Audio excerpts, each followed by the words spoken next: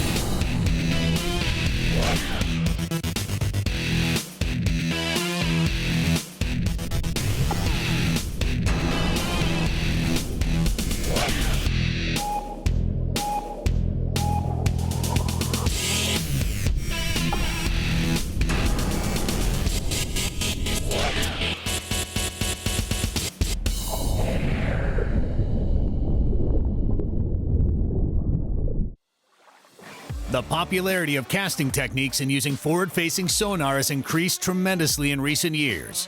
Although those techniques work great, there's no substitute for the efficiency of trolling.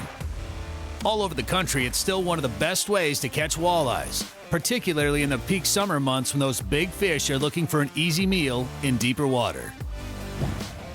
Oh, right here, Corey. Right here. Oh yeah, oh you smoked it. Yep. Yeah, I don't know. You hit it so hard. I'm not positive. It's always nice when they take it pretty hard, because usually you know you got a good hook in them. Yeah, it's got pretty good weight. I haven't felt any crazy head shakes or anything yet, but. Before you got, I'm gonna get to the net. Yep. Yeah, we're at 23 right now, Corey. He's coming in pretty good, but he's got good weight. Oh yeah. There we go. Oh, they're just healthy. Yeah, they're just, I mean, they have so much to eat, it's no doubt why. Oh, what a nice fish there. God, they're so strong. I mean, he just had that thing pinned. Good fish. I mean, it wasn't too long ago we just had a tournament here, and I mean, you took second, which is, you know, pretty decent. Yeah. I was 15th, but I would have been happy with that one any day. I know for sure. I could have used that one probably the last day too. Good one. Oh, it's so much fun. I love trolling spinners. Today we're out here open water trolling. Right now the water temperatures are over 70 degrees. It's August. To me, this is the heart of spinner season. Those big fish, especially big walleyes, like to seek a little bit cooler water. They don't always like to expel as much energy, and that's where those spinners are really easy for them to be intrigued by. They're interested, and they're really easy for them to catch up to. You know, it's like, put it in this situation. If you set a cupcake in front of you long enough, probably there's a good chance you're gonna eat it eventually. And to me, that's the same thing that a spinner does for a big walleye. So right now, it's the perfect time. We can deal with suspended fish really easy trolling. We can also deal with those fish that are very close to the bottom. And so to me, trolling spinners slow, especially over open water suspended fish, is one recipe for catching a lot of big walleyes. The next bite is brought to you by Mercury Marine, Go Boldly, Schaefer's Specialized Lubricant, Putting Equipment First, Nitro Boats, Performance Fishing Boats, Bass Pro Shops and Cabela's. Your adventure starts here. Berkley, your fish, our science. And Power Pole, Total Boat Control. Closed captioning for the next bite is provided by Precision Trolling Data, the authority for crankbait diving depth information. There are a lot of variations in spinner rigs. Corey and Chase choose to tie their own, so they can have exactly what they feel is the best setup. This setup is what they use during tournaments when they're competing for that big paycheck. So when you're pulling crawler harnesses like we are today, one of the most fun parts about this presentation is customizing your setup. Whether it's the bead pattern, different blades, shapes, sizes, colors. But I want to talk about some of the components within this setup that are extremely important. The end of the whole presentation is something that both Korey and I agree on, especially with trolling slow. You know, we're going 1 to 1.3 miles an hour. We have a 2-hook setup back here, and the front hook is a #1 Octopus Berkley Fusion hook, red in color. And the thing about having a red hook toward the front of your presentation that I feel is important because it can give those fish something to key in on. So you want those fish to come up and try to hit that front hook if possible. As we go to the back of the hook, to the back of the setup, we use a small round bend treble. And this is a Berkley Fusion #8 size, so really, really small. And it's important because what that does for you is it keeps your setup as lively as possible. It keeps that crawler or that spinner crawler, the gulp spinner crawlers we're using today, moving a lot, having more action at these slower speeds. So make sure when you're tying up all your different setups, your different colors, you're using the right type of line, right type of hooks to get as many fish in the boat as you possibly can. This is a good one here. Got the board past vertical, Korey. He's trying to swim in front of the boat a little bit. Don't be nervous, Korey. It seems to be fighting right, that's for sure. Ready, Shay? Yep. Ooh, that line's tight. This is a good one. There we go. I'll grab the net.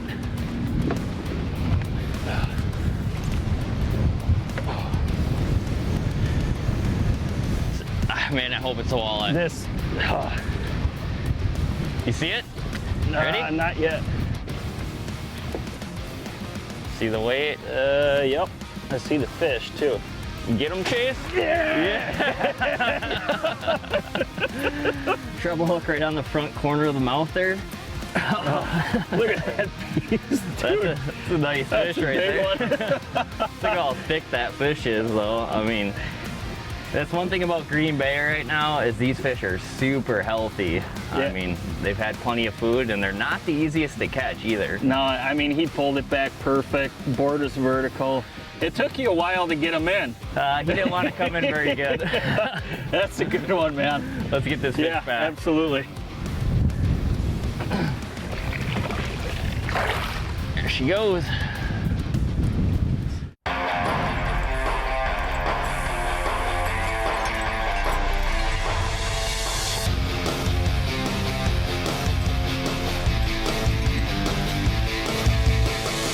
Total Control, presented by Power Pole. 20 years of trust evolved from Total Boat Control.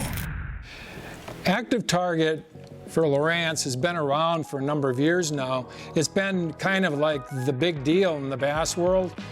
You know, what you probably don't hear quite as much as it's been as big or bigger deal in the walleye world.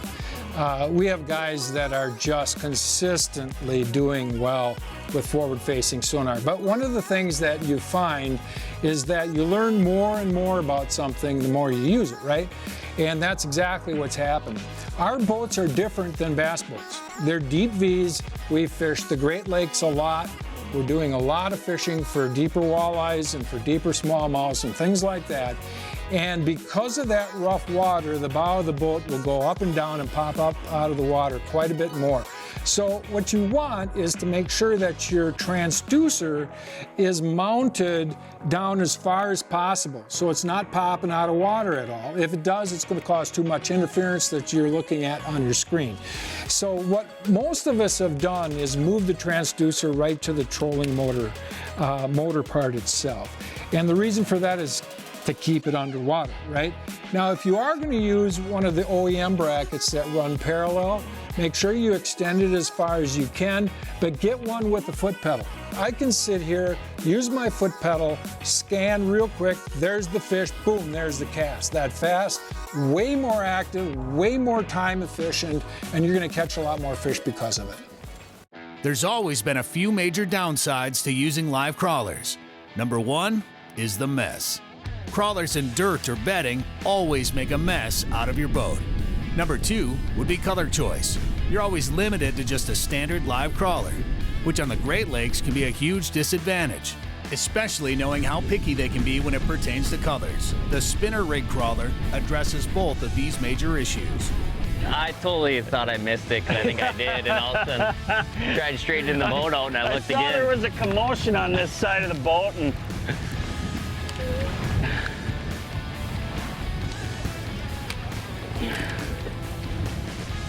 there we go. Yeah, I saw you grab it, and then must have missed it, and when you dropped back a little bit, she came back, didn't it? Yeah, I mean, I wasn't paying attention, and I heard the rod creaking, and that's how I knew I had a bite. There he is. Got him. There you go. That was an aggressive one to come back after it. Purple? Yep, purple. I think they Shocker. they call that opening night. Yeah. I mean, what doesn't go hand in hand with Great Lakes and Purple? yeah, walleyes and purple. Oh, yeah. I mean, that one was aggressive. He came after it twice. Yeah. I mean, that one took a little practice because I missed him on the first I know one. you did. You came back too, like you're upset with yourself. I wasn't paying attention. I already gave up. Good thing you were paying And attention. then he's like, ooh, he came back and got it again. But yeah, like you said, opening night. I just love translucents, purples, and obviously color is a big thing on the Great Lakes. You know how particular they can be with crankbaits and obviously even crawler harnesses down the bead combinations, and why not match that with a crawler? Yeah, absolutely. All right, man. Good fish. Way to get that one. Second try. Yeah. We all know how particular walleyes are with crankbait colors, especially even crawler harnesses down to the little bit of, you know, a couple beads can make a difference. So when I came up with the Gulp's spinner rig crawler here, I wanted something that maintained that lifelike action, that fluid action through the water. And so, you know, first off, it's a full body for about half of the night crawler, so that way you have more durability than a regular night crawler. You have that hook portion of the bait that is more durable, and then on the end it becomes very thin, you know, which is going to have that fluid, more swimming type action when it's in the water. And at the same time, is that tail here is going to collapse. It's going to undulate with the waves, but actually collapse when that fish comes behind it. But most importantly, you know, it's way more user-friendly having this option. We don't have to keep it alive. We don't have to make sure they're cool. But at the end of the day, we can change the colors now. Like here we have a watermelon pearl, you know, your more natural minnow type color. We have your old trusty Confidence one, which is a standard night crawler color that has some contrast. But to me, my favorite would be opening night. Opening night, doesn't matter where you are, any kind of purple, especially Great Lakes or anywhere a walleye swims. Opening night is one of my favorites just because of its color. A little bit of fleck in there helps you on those sunny days.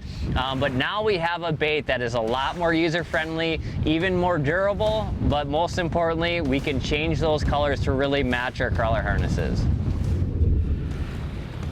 Color are you going with? Obviously. Right here. Korey. Oh yeah, got him? Oh yeah. Yeah, he's pinned. He's pinned. All right. I'll take one from your side of the boat. I got no problems doing that. This one's feeling pretty good here. All you. Yep. Yeah, you got Got time. We're 25 right now, Korey. All right. Oh yeah. Yeah. Oh yeah.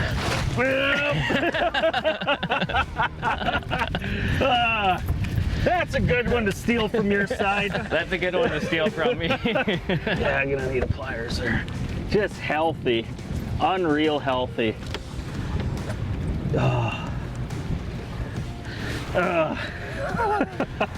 What a beautiful fish.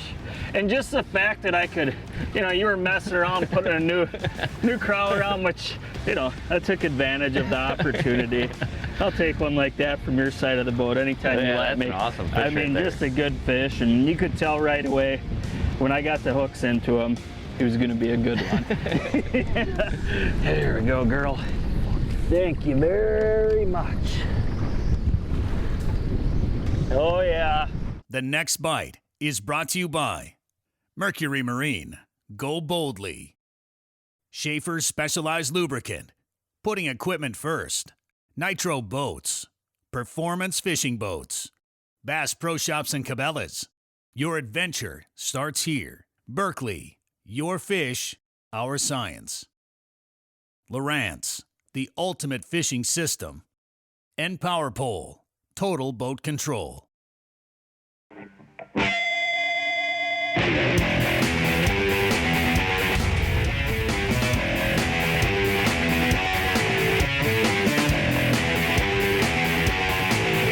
Hot topics, leading information and tackling techniques to make you a better angler. Presented by Mercury. When it comes to rigging a boat, especially in the kicker side of things, you have a couple different options.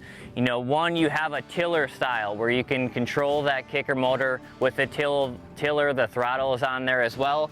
Or you have a remote style where basically you have your throttle controls here at the helm, and that's what I like to choose. And once again, it's all about preference when it comes to this, but the reason why I like to have a remote style kicker is because to me, everything is done in my console. You know, when it comes to either starting my big engine, looking at my electronics, you know, even starting up my big motor. I do everything else with my kicker motor in the same spot. I have the start down there where I literally can be sitting in my chair, lower the kicker down, and start the motor and put it in gear. And 9 times out of 10 when it comes to steering with my kicker, I simply turn it just slightly offset so it steers my boat straight, and I'm almost always using my bow motor, my electric troll with the remote to steer my boat. So it's not like I'm steering with that tiller handle at all. And secondly, you know, most of the throttle control stuff for changing speeds isn't done with a handle or this type of throttle. It's done with a secondary digital throttle control where I can be a lot more precise. And at the end of the day, my rods are right here, my electronics are right here, the two things that I'm gonna be focusing most on when I'm fishing. So that is one of the biggest reasons why I choose to have a remote style kicker versus a tiller handle.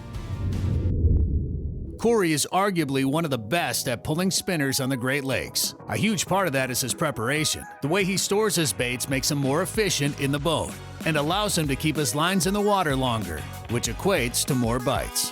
When it comes to the spinner rig crawler, one thing I like to do storage-wise, especially with all the bags, is having, you know, a bigger bag that I can store all these different colors in.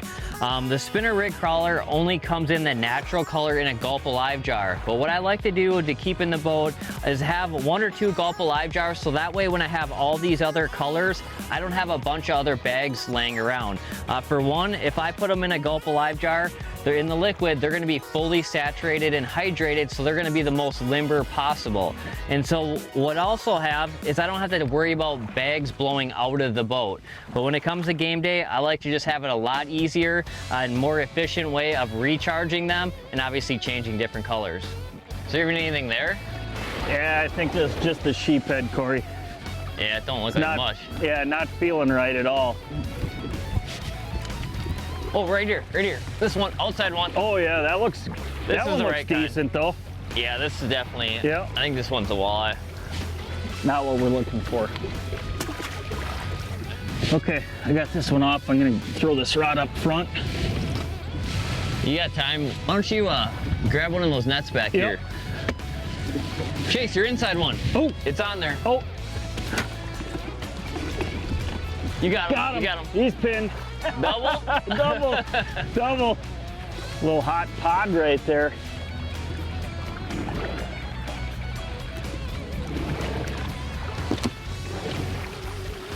Whose is bigger? I don't know. Mine's feeling pretty good, Chase.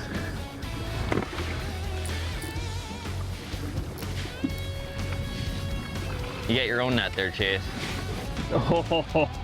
What do you got? I'm thinking I got a pretty nice walleye. It's not as big as I thought either.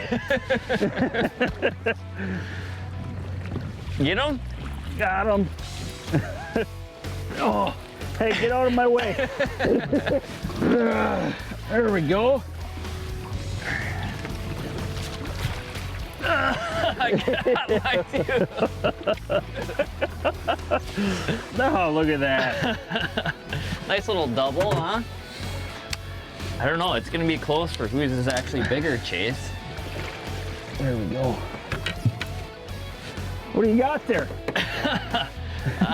Mine looks a little bit fatter than yours, but you might have me bad length. Maybe a not. little, yeah. Yeah, no problem. Two good ones though. I mean, you did get a sheep head on me, too. Yeah, so is I'm that gonna like say negative? No, it should be extra points just because I did more work than you. I mean, Good ones. What a fun day, though. I mean, it's been kind of a fire drill sometimes, it seems like. Yeah. But, you know, to end with a double like this of, you know, awesome size fish, you know, it's couldn't be a better day out here. I will say this, very nice fish. I think both of us thought they were gonna be a little bit bigger. Absolutely. Let's get them back. There you go, buddy. Thank you very much. Oh yeah.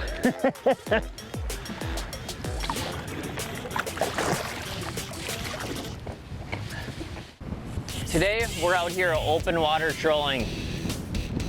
All right, I thought we were getting one here. Are these come in bags for majority of the time? Kind of appears like this one's gonna take some time, huh, Corey? I'm gonna take my time on this one, Jason. This one seems to be stronger than I am for the most part so far, but I'm gonna pick up some ground when I can and let him do what he wants. What are you laughing at now? Just gonna be able to take a nap by the time you get this one in. You're not done fighting yet either, though. I feel like you just starting to turn his head.